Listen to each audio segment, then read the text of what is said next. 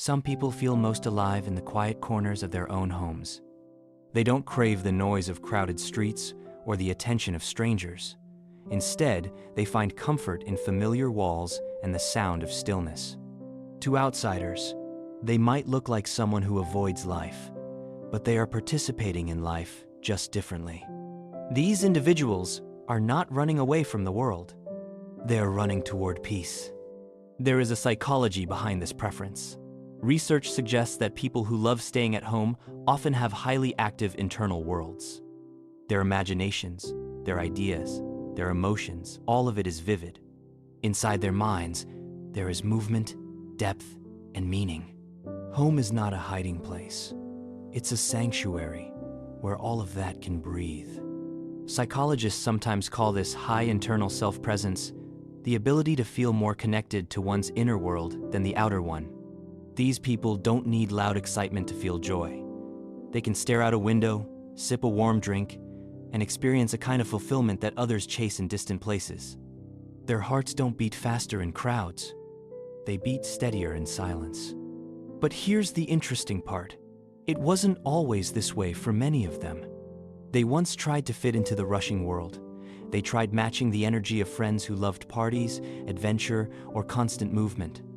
And somewhere along the way, they realized something. Their calm wasn't a flaw. Their desire for solitude wasn't a weakness. It was just who they were. I remember the first time I understood this. I thought that constantly staying home would make me feel left out or lonely. But instead, I felt understood by the space around me. I realized I didn't need noise to feel alive. I didn't need everyone's eyes to feel seen. I began to value the sound of turning pages more than the sound of applause. That's when I understood peace is also a way of living. Staying home does not mean being alone. Sometimes it means being with yourself and truly listening. And that is something the busy world often forgets to do. There is a unique trait shared by many people who prefer staying home: introspection. They think deeply. Every small moment can become a story. Every memory, a lesson. They feel emotions fully. Joy becomes rich. Sadness becomes art. Hope becomes direction. They don't rush through their feelings just to keep up with the pace of others. They take time to understand them. Scientific studies even show that people who enjoy solitude score high in creativity, empathy, and emotional intelligence. Their calm allows them to understand people better, even if they themselves are not always understood. But sometimes the world mislabels them. You're missing out. You should socialize more. Don't you get bored? These words can sting because they imply that homebodies are somehow incomplete. Yet many of life's greatest thinkers, artists, and innovators were homebodies. They didn't always stand in crowds. They stood in their rooms, refining ideas that would change the world. Maybe that's the hidden truth. Silence has its own form of communication. It teaches patience. It teaches observation. And it teaches a kind of strength that doesn't need attention to exist. Still, here's a curiosity. If home feels so safe, what are they protecting themselves from? Sometimes it's overstimulation. People who love staying home can feel deeply affected by noise, chaos, or emotional unpredictability. Their nervous system craves stability, a place where energy can settle instead of constantly react. Home gives them control over their environment, and that control gives them peace. Sometimes it's trust. They give their heart carefully to only a few people, not because they are cold, but because they feel everything so intensely. They know the value of emotional safety, and sometimes it's simply preference. Not a fear, not a barrier, not a story of avoidance, just a choice to spend time in a space that feels warm and familiar. They have hobbies that don't require a crowd. Reading, gaming, painting, watching their favorite films, building something personal. Joy becomes a quiet ritual instead of a loud celebration. They measure happiness in moments, not events. But here's a secret they rarely say out loud. They love deeply. They care quietly. They notice everything. Because when you remove distractions, the heart learns how to focus. If you are someone who loves staying home, you might have felt misunderstood. You might have questioned whether your personality is something you need to fix. You might have asked yourself if something is wrong because you don't always enjoy loud gatherings. But what if nothing is wrong? What if the world simply needs more people like you? People who listen before speaking, people who think before acting, people who feel before pretending. Let me shift for a moment from talking about them to talking as one of them. I once thought the world would forget me if I stayed in my room too long. But then I noticed something. The world inside my mind was blooming. Thoughts grew like gardens. Ideas kept me awake more than any late-night party ever could. I found meaning in the simplicity of my own space.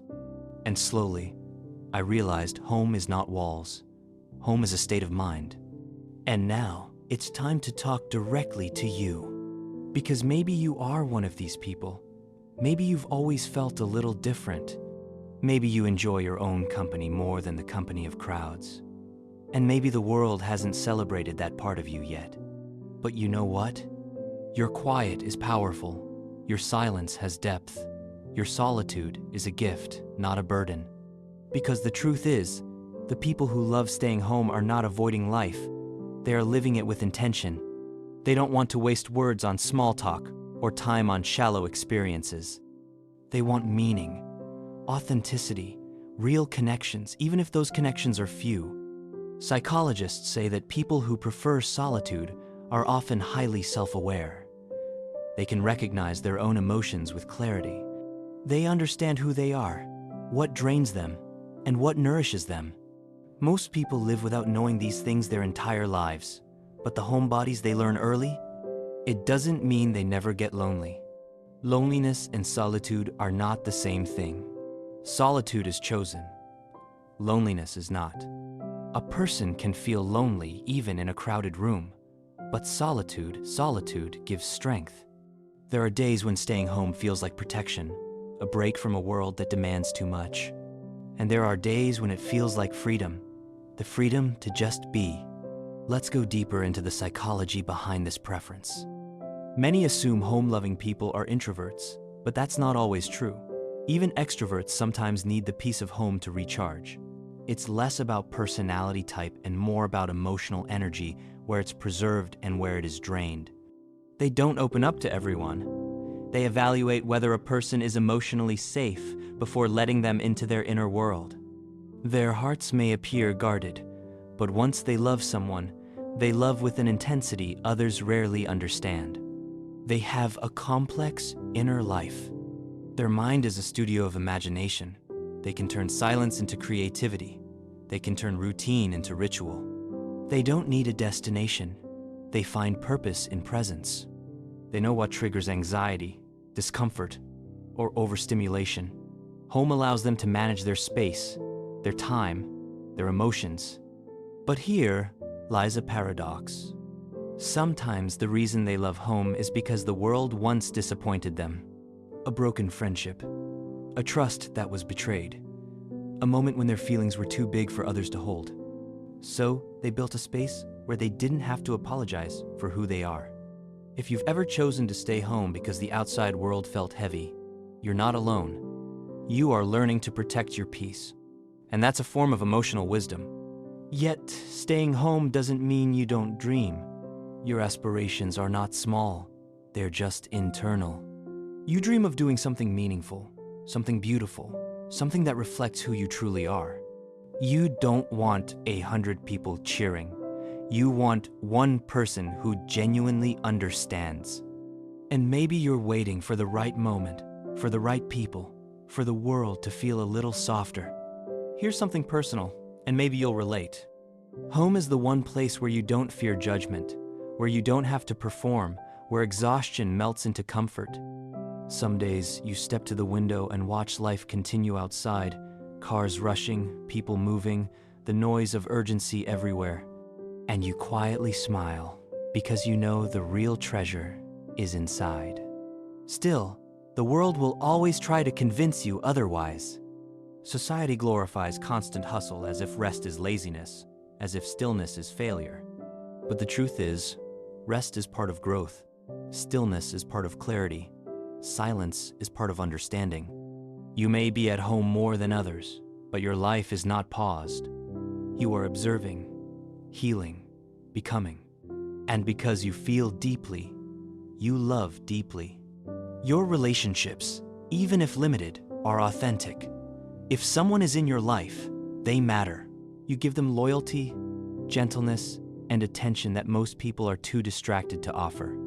You notice the small things, the sigh someone hides, the message someone doesn't send, the strength behind someone's silence. You're the kind of person who understands emotions not just through words, but through pauses. And maybe that makes you a rare kind of strength. There is a beautiful quality people overlook. Those who love staying home often have self-companionship. They don't fear their own thoughts. They don't run from their emotions. They can sit with themselves and still feel whole. That is not loneliness. That is self-connection. So let me talk to you directly now. Clearly, honestly. You are not strange for loving the comfort of home. You are not unambitious. You are not fragile. You are not missing out on life. You are building a life that doesn't exhaust you. And one day, when the time is right, when the world outside feels a little more aligned with your heart, you will step out, not because you're forced to, but because you choose to. And that choice will make the outside feel even more beautiful. Until then, drink your warm coffee slowly. Keep discovering the worlds inside your own mind. Keep protecting your peace. Keep loving quietly, but deeply. Because the people who love staying home are the ones who make the world feel like home.